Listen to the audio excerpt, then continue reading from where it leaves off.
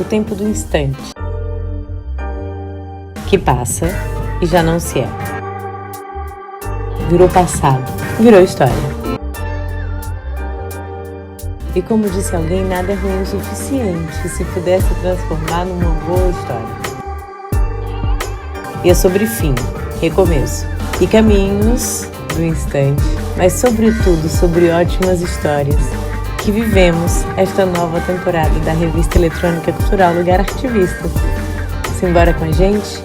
Viver a arte aonde estiver.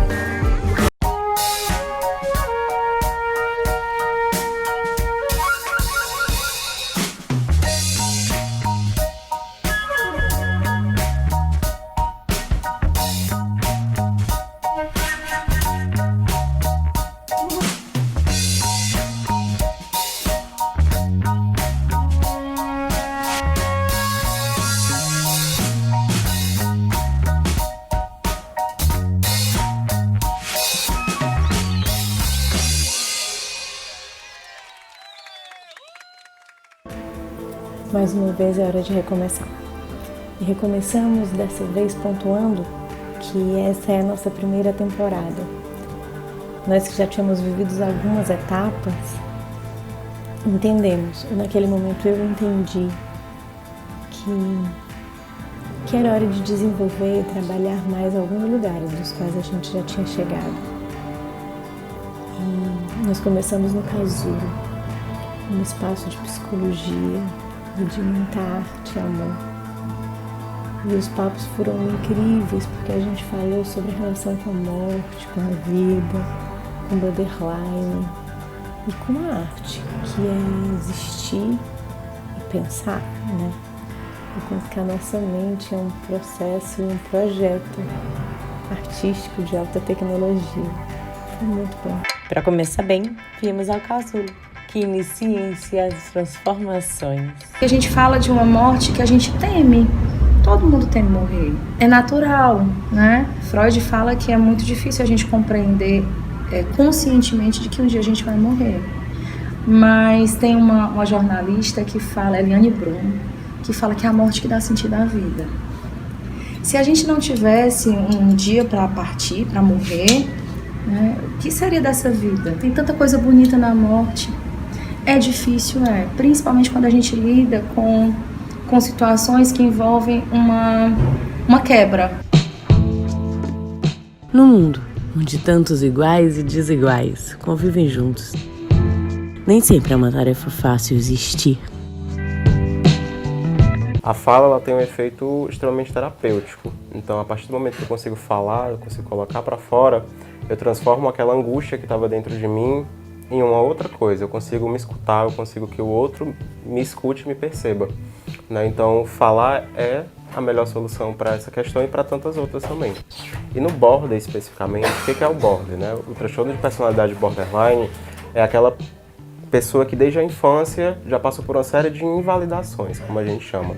O que é invalidar? É eu ter uma necessidade que é real para mim e o ambiente externo me dizer que aquilo não é válido. Então é, por exemplo, aquela criança que termina de comer alguma coisa e diz que ainda está com fome. E a família, a mãe, diz que não, você não está com fome. Então eu, criança, tenho uma necessidade real, mas o outro está me dizendo que aquela necessidade não é válida. Então o que acontece? Essa criança ela vai aprendendo a fazer o que a gente chama de escalada emocional. Então ela vai pedir uma vez, ela vai pedir duas, ela vai falar mais alto, ela vai bater na mesa e dizer que quer. Então ela vai se moldando dessa forma. Então todas as minhas necessidades eu vou aprender a expressá-las de uma maneira muito exacerbada. E nisso o controle das emoções do border vai assim subindo do 8 ao 80 de maneira muito rápida, muito mais rápida que as outras pessoas. Na sequência, graças a Micaele Damasceno que diminuiu as pontes, eu pude conversar com uma mulher que eu sou fã, que é Marta Aurélio, e que nos convidou para ir na casa dela, que era também a casa de Andréa Bardavil, então foi um entrar num templo, né? Um templo de muita arte, de mulheres tão especiais, e o nosso papo foi lindo. A Marta ama muito o que faz e faz com muito amor, e gosta muito desses encontros, assim como nós, e foi uma tarde linda. Assim.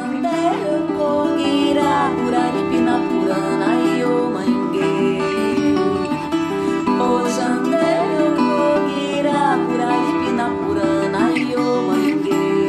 eu fazia um programa na Rádio Universitária que eu amava fazer justamente por isso.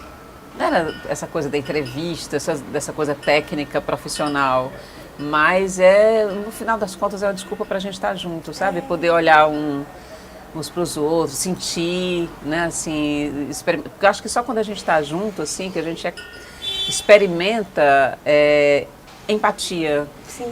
Né? Que eu acho que a gente está perdendo demais quando a gente fica só nas redes sociais e tem a impressão de que você está junto, né? Na sequência, nós fomos para beira-mar, mais especificamente para dentro do mar, para ouvir histórias de pescadores, dos de agora e dos de outrora. Conhecemos o jacaré e sua travessia até o Rio de Janeiro para exigir direitos necessários. Tudo isso com o coletivo Zanzulim, que nos apresenta a nossa própria história com música, beleza e ancestralidades. Minha jangada vai sair pro mar, vou trabalhar, meu bem querer. Se Deus quiser, quando eu voltar do mar, um peixe bom eu vou trazer. Meus companheiros também vão voltar, e a Deus do céu vamos agradecer. Mar, sol, arte. Arte da natureza. E é sobre esse lugar que a gente vai bater um papo com uma galera que descobriu o mar como palco. Aqui, na Lugar Artivista. Vem? Muito grata por existirem e nos provocarem e nos ensinarem sobre a história da própria cidade, que a gente muitas vezes desconhece. Como é viver na rua e agora se encontrar fazendo arte no mar? Pra mim, eu acho que aqui é a continuação da rua, assim, sabe, também, porque é uma coisa que tá muito viva e depende desse encontro das pessoas, sabe? Tipo, eu acho que tem uma certa conexão também com o teatro de rua que a gente faz, né? E é incrível, né? Tipo, tá desfrutando disso aqui também. É um trabalho gostoso. Dá pra se harmonizar, né? Como foi a seleção de músicas para esse espetáculo? A gente pensou em músicas que falassem do mar, músicas que tivessem o tema do mar, do pescador, do Mucuripe, do próprio bairro. Então a gente buscou isso e também compomos algumas que a gente achava necessário para completar esse repertório. A gente fala do Mucuripe para falar do mundo, né? Então, essa coisa que a gente fala muito no teatro, acho que dá a exata dimensão do minimizar para maximizar, né? De falar do mínimo para alcançar o máximo. Então, acho que a gente fala do Mucuripe, sim, é localizado, sim, é a nossa região de afeto, o nosso território, a gente fala dele, mas a gente fala dele para falar do mundo. Porque esse fenômeno da especulação imobiliária, de tirar as pessoas dos seus lugares para mandar para outros, como se elas fossem objetos que podem ser retirados de um lugar e postas em outro, como se não afetasse diretamente a vida delas, é um fenômeno mundial, né? Do mar para casa, para a sala de casa, para fazer um dos programas mais experimentais da nossa história, com o amigo, irmão, agitador cultural, ativista e ativista de desenvolvimento que arregaça as mangas e realiza alguns dos festivais mais importantes da cidade de Fortaleza, dentre tantas outras coisas, e que também está dentro do campo do institucional, da Anquirais, que bota a arte como uma prioridade na sua vida, no seu dia, e transborda. Muito grata, William, por ser e existir, por ter batido esse papo com a gente. O caminhar é um processo.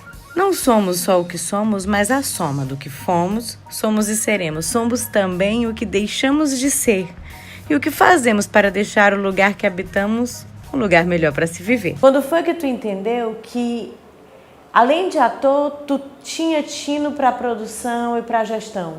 Todo um contexto, inclusive político e social, daquele período onde nós começamos. São vários fatores. Tem um que é o formato de ser artista, porque hoje eu acredito muito no artista empreendedor e foi o que se configurou e está se destacando até hoje, ou seja, dono da sua história, que entende um pouco disso. Eu não fui fazer produção só por uma questão de subsistência, mas sim por uma questão de existência, porque eu queria aprender a produzir o que eu acreditava. O que eu acreditava como forma de transformar o mundo, seja através do teatro, seja através da música, seja através da literatura e, sobretudo, através de um contexto que tivesse a inserção, né, a inclusão social. Assim, eu acredito muito nisso. Eu falo que boca e papel aguenta tudo, né? A atitude aqui não aguenta, assim, a gente tem que ver a atitude que vai acontecer. E aí eu substituí isso na minha vida, assim, essa palavra de captação de recursos por mobilizador de afeto. Porque eu digo, não, eu sou mobilizador de recursos, porque quando a gente vê, né, Beta, depois tem 60, 80 pessoas, a gente trabalhou junto agora, quando eu fui olhar a ficha, você fica, gente, uma ideia, é porque as pessoas confundem, né, as pessoas têm ideias e acham que tem projeto. Entre a ideia e o projeto tem um processo. Aqui está o nosso trabalho, aqui está o nosso trabalho, e não só administrativo, inclusive, sobretudo, criativo. Muito bom. E aí, no Festival Noites Brasileiras, realizado pelo William Mendonça, conhecemos Valéria Houston e fizemos um teste. Montamos um cenário bem bonito na Sala Sidney Souto e gravamos com Valéria Houston. Uma mulher incrível, de bom humor, alto astral, com muita vontade de falar sobre tudo. Ela gosta de falar e fala bem. E o papo foi maravilhoso. Eu dizia isso, assim, ó, muito mais vale a prática do que a gramática, assim. Então, praticar as coisas. Valéria é dessas pessoas que conversa sorrindo e nos leva a perceber a vida por prismas bem interessantes.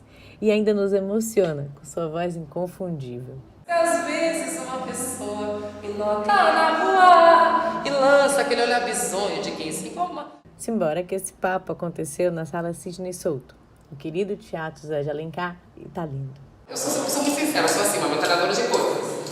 E eu vou falando as coisas. E o que eu falei? Eu sempre falo, digo, nossa, vocês, universitários, são muito pedantes, assim, que vocês acham que tem um diploma universitário, alguma coisa do tipo, vocês sabem tudo e vocês não sabem.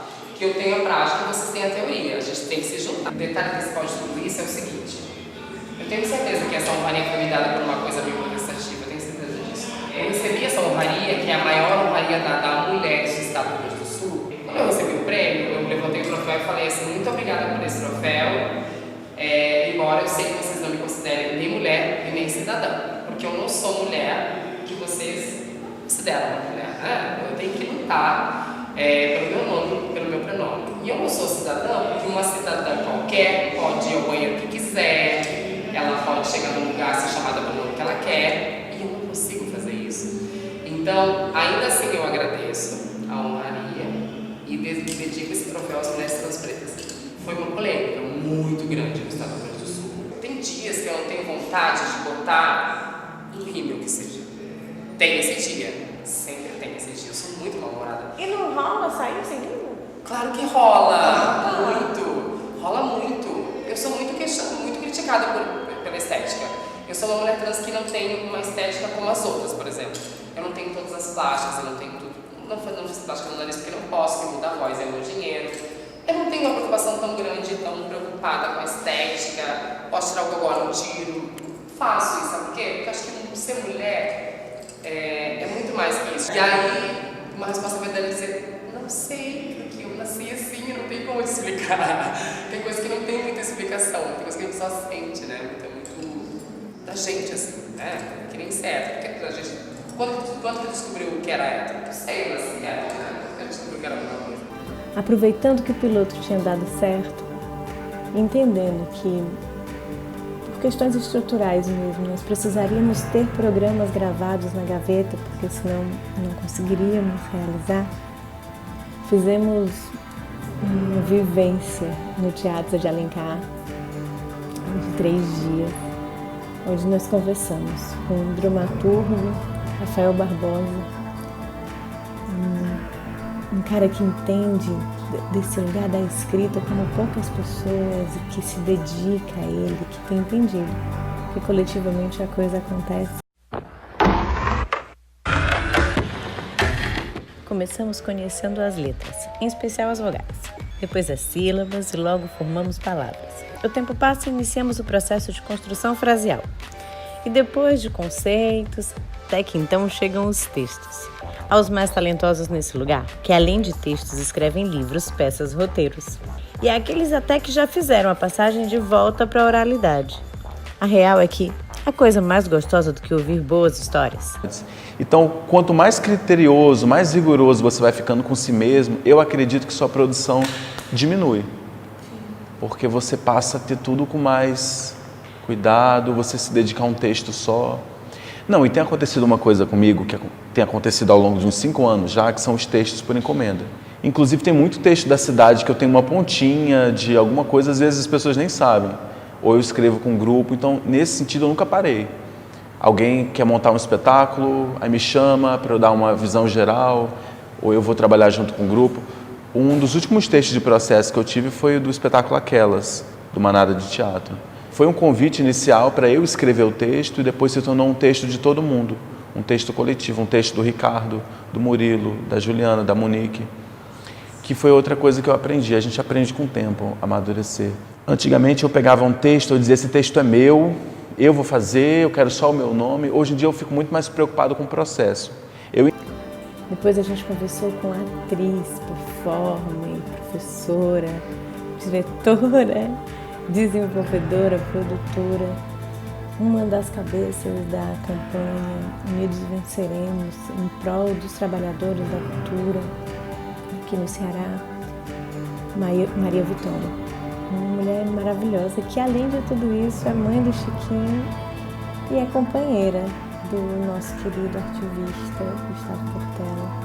Nesse momento nós nem imaginávamos que na temporada que vem já estaríamos habitando sua casa ao gravarmos na Varanda Criativa.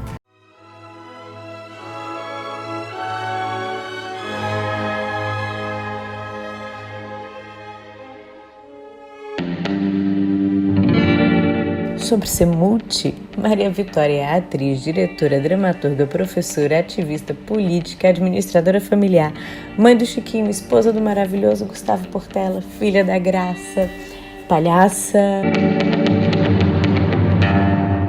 Eu venho do Grupo Formosura de Teatro, né, que é um grupo, que é uma família ao mesmo tempo. A gente tem uma sede lá na Serrinha, que atende crianças e adolescentes que estão ali ao redor e a comunidade em geral. A gente está com a escola de mamulengos lá, e lá é o meu coração ali, né? De lá que ramifica o resto das coisas que eu faço. A performance surgiu porque eu tinha levado vários nãos pelo fato de estar grávida, não profissionais, né?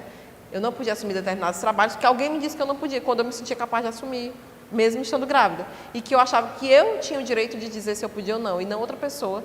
E eu fiquei muito em crise financeira, até brincava. Gente, a última vez que eu fiquei tão lisa assim, acho que eu tinha 7 anos de idade. Tipo assim, o Gustavo, que é meu companheiro, segurou muita onda e tal, mas foi pesado para ele, porque eu estava me negando muito trabalho, muitos trabalhos, muitos mesmo. E aí, isso me angustiou. Aí, paralelo a isso, tinha o fato das pessoas verem a grávida como uma coisa que não é uma mulher.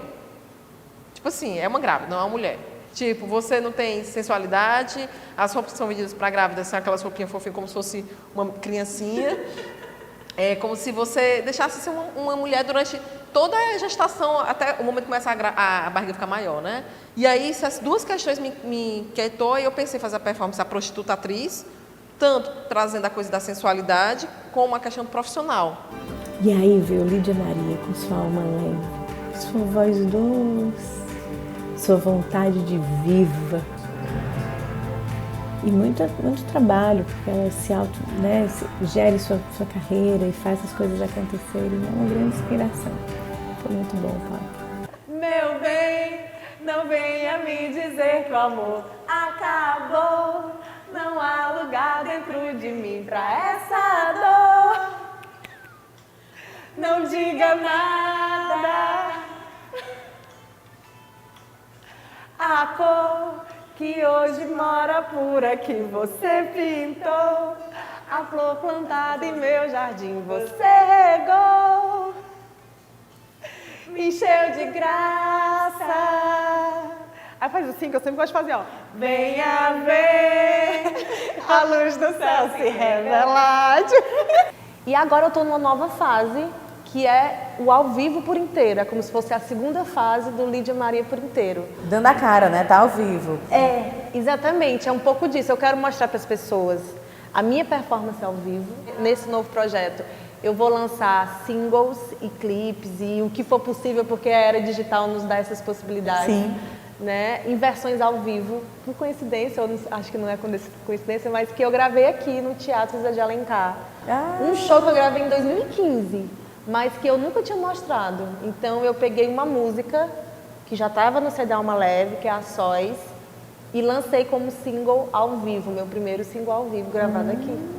TJA, fazendo história. Quando foi mais ou menos ali por 2010, eu participei de um coletivo chamado Bora Ceará, Bora Ceará Autoral Criativo, que era encabeçado pelo Alan Mendonça, que eu acho que você conhece, que é compositor, letrista, escritor. E tínhamos vários artistas, Davi Silvino, Joyce Custódio, Carlos Ardi, muita gente assim. Muita gente boa, né? Era muita gente bacana. Aí eu fui chamada pelo Marcos Rocha, que é esse meu amigão e pessoa maravilhosa, faço questão de dizer, porque é um anjo. Lídia, os meninos vão gravar um disco, eu queria que tu cantasse uma música minha. Eu nunca, acho que eu tinha gravado alguma coisa assim com a Adelson Viana, que futuramente foi o produtor do meu disco. Aí o Marcão me chamou para fazer isso, essa música linda dele chamada Ponte Velha, que tinha muito essa pegada. Ponte Velha? Era mar, beira-mar, era domingo, era flor, beija-flor e era tão lindo ver você sonhar. Linda, música linda, o Marcão é um grande compositor.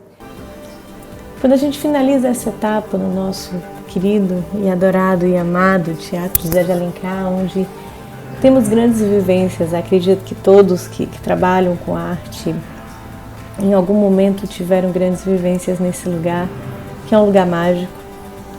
Há quem não entenda que é um teatro e se benza na frente dele. A gente torce para que as pessoas parem de confundi-lo com a igreja, mas que o celebrem e o agradeçam sempre, porque é um templo da arte, sem nenhuma dúvida. E a gente achava que a temporada acabava ali quando nós fomos surpreendidas pela passagem de Micheline Torres aqui por Fortaleza. Essa bailarina também, instrutora de Teta Healy e dona de uma história de muitas superações. E ela topou conversar com a gente foi para a sala de dança da Escola Porto Dragão e foi lindo.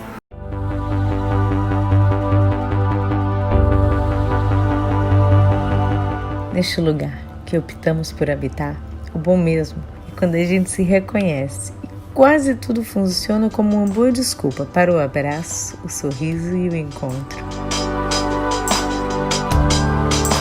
E se ele rolar na Escola de Arte Porto Iracema, e se pudermos entrar no templo que é a sala de dança, e se o papo for com uma mulher no mínimo inspiradora, aí é que o negócio fica bom mesmo. De dança, a gente está aqui no Porto Iracema das Artes, que é um lugar maravilhoso de formação e de criação.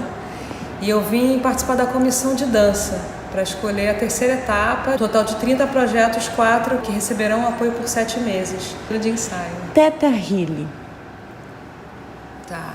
O que é? Eu nunca tinha ouvido essa palavra, falando da nomenclatura. Não estou nem falando do conceito. Eu nunca tinha ouvido essa palavra até 4 dias atrás. Pois é. De onde surgiu? O que Então, como foi que vocês se encontraram? A palavra teta é a frequência de onda cerebral teta e healing é cura. Então é cura pela frequência de onda cerebral teta. Essa frequência de onda cerebral teta, todos nós acessamos ela quando a gente está entrando no sono e quando a gente está despertando. É uma faixa que a gente acessa o nosso subconsciente e, para você ter uma ideia, cerca de 95% do que a gente vive vai para o nosso subconsciente. A gente tem consciência de cerca de 5%. Então é uma técnica muito profunda que, ao acessar essa informação, a gente muda padrões que estão criando limitação na nossa vida. Criar no teu ambiente as condições para que você viva lá. E você está num ambiente que te faz bem. Fui rever qual é o sentido da minha vida. Porque até quando a gente estuda o luto, eu fui estudar o luto porque eu queria entender o que eu estava passando. Na verdade, a Manu nasceu de 7 meses e ela tinha Down, então ela tinha que fazer uma cirurgia. Eu estava em Salvador dando aula de Teta Healing, foi algo bem assim, é bem dramático no sentido de que E aí eu tive todas as questões do puerpério, hormônio, leite no peito e sem a filha. Então foi muito forte e eu fui logo a gente foi para a natureza. A gente estava em Salvador, a gente não sabia o que fazer e aí nos ofereceram uma casa no Vale do Capão. A gente ficou um mês lá e esse contato com a natureza foi bem curativo. E aí, para fechar essa temporada, então, a gente chama Lara Leôncio e Clebson Alberto. Artivistas muito presentes na nossa história, eles são os responsáveis pela produção, criação e produção dos nossos produtos. São pessoas que me são muito caras, porque estão na minha vida há muito tempo. Clebson, a gente praticamente começou a fazer teatro juntos lá atrás, no Estoril, com Johnny White. E foi lindo, e a gente bateu esse papo na varanda, talvez já como um presságio ao que viria na sequência da vivência na varanda criativa, que você vai poder saber mais na semana que vem. E são nesses encontros que encontramos-nos também, aqui, neste exato lugar, de crer na potência da arte como fonte inesgotável de criação. E se criação é amor, então que seja aqui lugar de inesgotável amor, que faz fluir arte aonde estiver.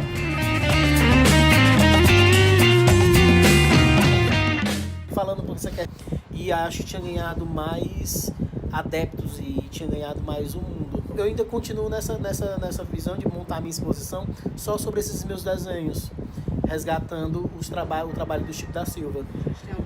Artes plásticas, teatro, que mais? O cara do cartaz, né? Porque era o cara da capa dos trabalhos, que virou o cara do cartaz, o que mais? Cartaz, costureiro, soldador, marceneiro, cenógrafo, pizzaiolo, gráfico, aí design, vendedor de espetinho de churrasco, estudante de arquitetura. Hoje em dia, estudante de arquitetura, gestor em marketing, tive um pé na pedagogia, aí vai. Marido da Lara, pai do Albert. Que é ótima também, né? Porque não faz nada também, né? Bem pouquinha coisa. Não faz nada, é moda. Eu faço moda, sou atriz, dançarina, costureira, produtora, costureira, modelo também. Enfim. Dançarina de escola de samba. Sim, adoro. A gente ganhou. O que mais? Tem mais? Tem design também. Eu sou designer, aprendi. Dona de boutique. Sim, a gente tá com a nossa grife engateando. E sou mulher. Olha aí. Sou mulher. Já ganhou de tudinho. Sou mulher. Sou esposa, sou amiga, sou feliz. Muito grata a cada ativista que cruzou conosco, a cada encontro, a cada sorriso, a cada história de processo. Nós aqui gostamos de processos e de bater papo. E muito grata a você que nos assiste, nos acompanha, e que delícia poder compartilhar nossa história contigo e nesse momento poder se deitar nesse berço esplêndido da arte que nos aquece a alma e alivia o coração. Então, muito grata a todos, a você e a Lugar Artivistas por nos possibilitar esse deleite. Se você viu até aqui, aproveita e se inscreve aqui, ativa as notificações, deixa seus comentários, compartilha com quem você acha que pode gostar desse lugar. E vamos vivendo, sentindo e existindo a arte onde nós estivermos. Um abraço, um beijo e até semana que vem.